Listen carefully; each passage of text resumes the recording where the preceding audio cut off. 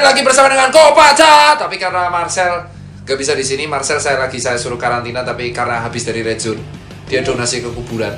Waduh, berani banget dia. Jadi dia suruh ke karantina dulu sendiri. Dan saya sendirian ini. Jadi kita akan bahas obrolan-obrolan apa sih sebenarnya yang terjadi ini. Pertanyaan-pertanyaan dari netizen. Jadi kalau teman-teman tahu, banyak orang bertanya kepadaku tuh karena apa ya, Mas Tirta gimana menghadapi teori konspirasi yang tentang COVID itu. Jadi kan banyak konspirasi beredar bahwa COVID itu sebenarnya buatan dari Rockefeller lah, Cina lah, US lah. Jadi gini men, namanya aja konspirasi, teori itu. Teori itu bisa dipercaya bisa enggak, iya kan? Ya lu mau percaya boleh, lu nggak percaya boleh, silakan. Tapi satu hal yang pasti adalah jangan sampai perbedaan pendapat karena teori konspirasi itu membuat lu berantem dan membenci satu sama lain. Karena fokus kita adalah ya kalau dari teori konspirasi itu yang gue denger adalah intinya itu buatan negara-negara tertentu yang ingin menghancurkan, menguasai ekonomi. Ya kembali lagi Indonesia, kita sendiri kita belum mempunyai power yang kuat. Anggap teori konspirasi itu benar, ya kita sekarang hanya menjadi peserta boneka yang diatur gitu loh. Jadi bisa apa ya? Ya lu bisa apa men gitu.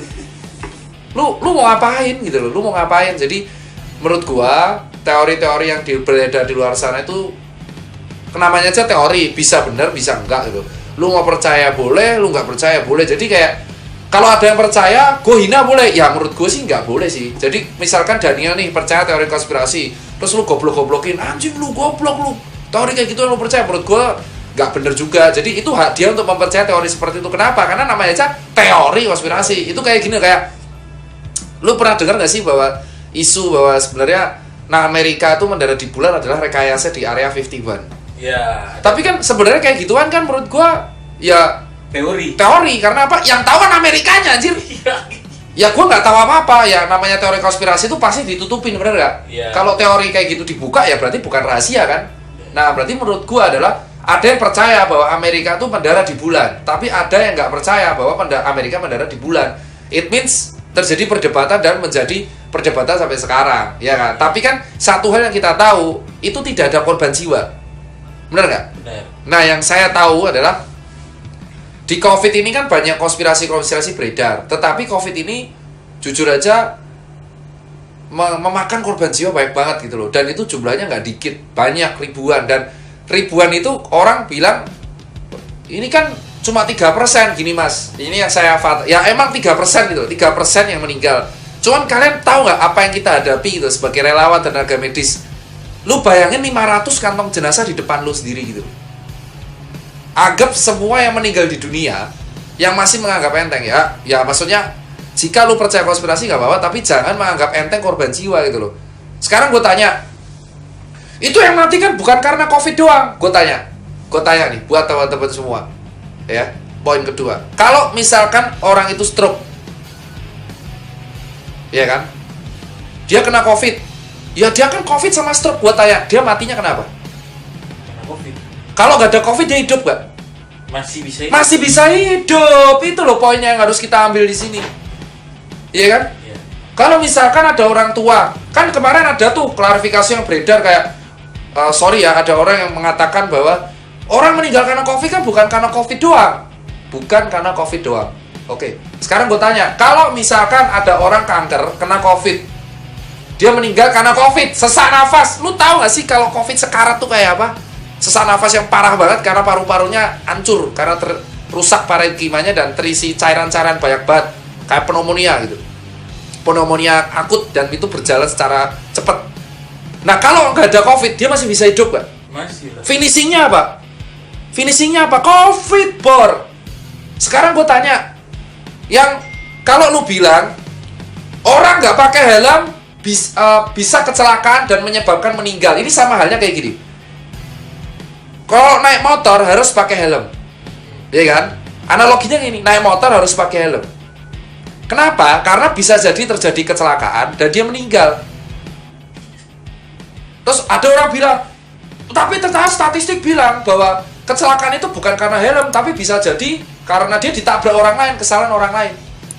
Tapi faktanya, kalau dia pakai helm dia aman, bener nggak? Iya. Tapi faktanya kalau orang kecelakaan kan banyak meninggal kan, banyak kan. It means pakai helm penting, bener nggak? Nah ini sama halnya. Ada orang yang kena stroke, ada orang kena jantung, tekanan darah tinggi, penyakit jantung, kanker, penyakit imunologi, dan penyakit asma. Itu baik-baik aja. Bisa di rumah, bisa makan, bisa nyantai. Tapi gara-gara COVID, mereka ini jadi rentan. Dan mereka jadi kena finishing gitu loh. Umur mereka jadi lebih pendek. Jadi kalau ada orang yang bilang COVID tidak mematikan, COVID itu yang meninggal karena COVID, bukan karena COVID-nya kok, sampai penyerta. Nah, kamu bisa ngomong kayak gitu karena kamu itu tidak mengalami apa yang kita alamin gitu loh. Mencobalah untuk empati, men. Di mana empatimu gitu loh. Kalau kamu menyepelekan ini, ya gak masalah. Lu percaya teori konspirasi, gak masalah. Tapi jangan sampai kepercayaan teori konspirasi itu ngebuat lu kehilangan empati lu. Kalau lu memang kehilangan empati, lu mending bantu gua gitu loh. Supir ambulans tuh udah sampai males gitu loh, nguburin tiap hari gitu kan. Gua ini 3 bulan gak pulang karena disuruh ngarusin COVID.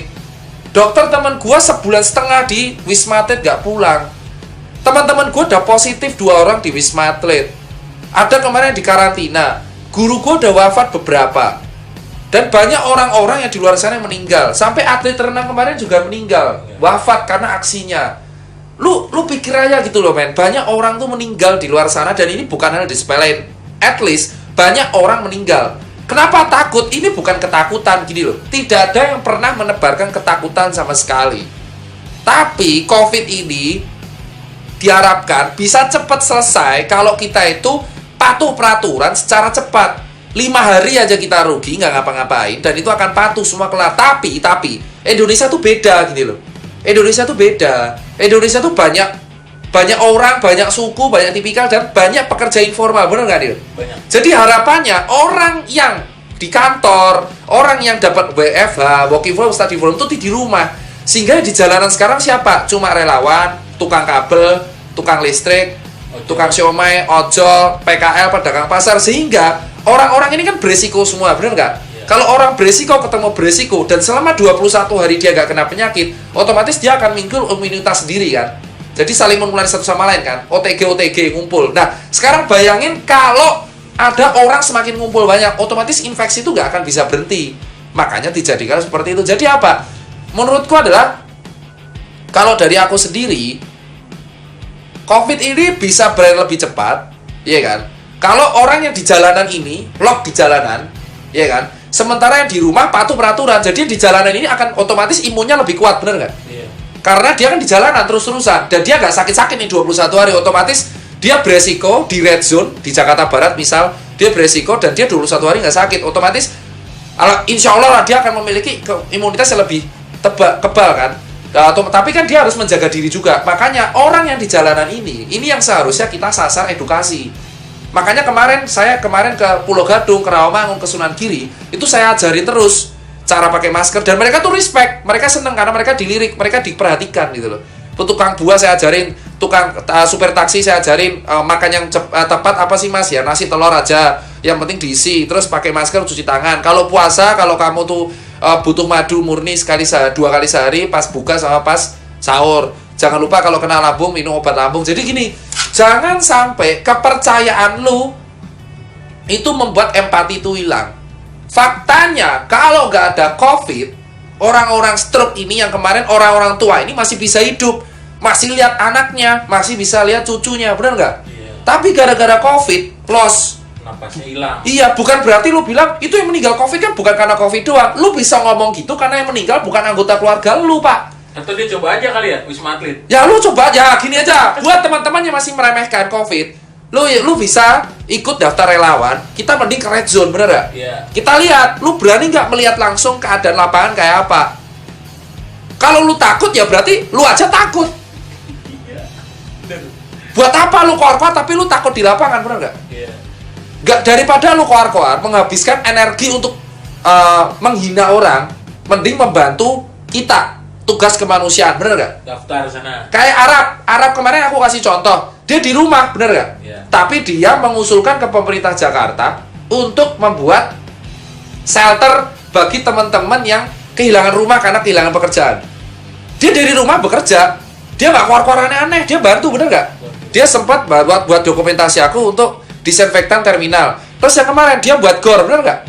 Iya kan? Dia mengusulkan untuk buat shelter supaya orang-orang yang gaji gelandangan karena PHK ini dapat dapur umum dan kawan-kawan gitu loh. Dia teriakin itu. Jadi menurutku adalah kita tuh harus mulai share positive vibe gitu loh. Faktanya banyak orang meninggal, banyak orang di PHK, banyak orang tuh ekonominya hancur karena satu virus doang ini.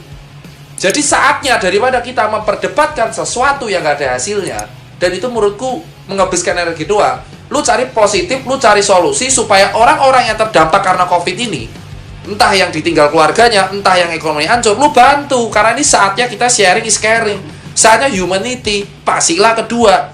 Buktiin kemanusiaan yang lu punya dengan membantu sesama. Daripada lu menghabiskan waktu untuk meremehkan sesuatu yang sebenarnya udah memakan korban jiwa gitu loh. Dan ngebuat pertumbuhan ekonomi Indonesia stuck. Itu sih dari aku.